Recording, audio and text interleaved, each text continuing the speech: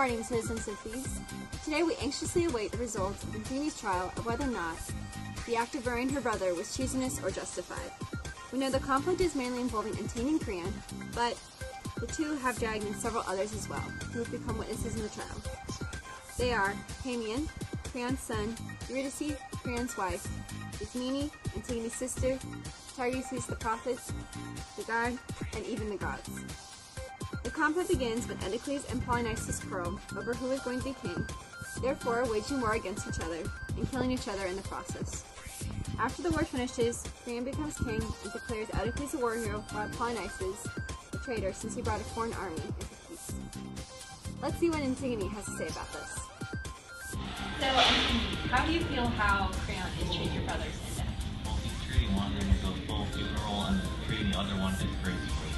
Oedicles, they say, had his burial according to our customary rites to win him honor with the dead below. But as for Polynices, who fared so miserably, in order has gone out throughout the city, as the people say, to have no funeral or lament, but to be left unburied and unwept. A sweet treasure for the birds to look at, them to feed on, as heart's content. As it can be seen, Antigone is very distressed about this law, and also shows that Creon and Antigone have very different views on whether or not Polynices should be buried.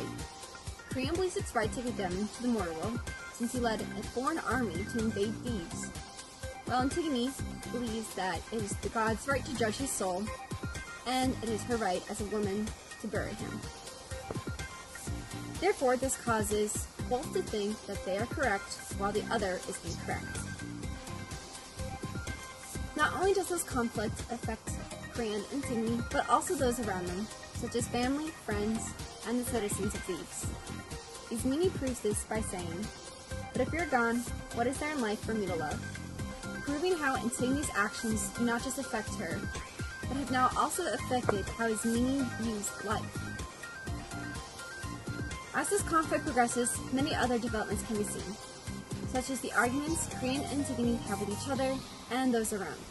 For example, when Antigone and Ismene argue with each other, Ismene tries to point out to Antigone that she is grieving, which is causing her to be rash and to not think about the consequences and how it will not only affect herself, but those around her.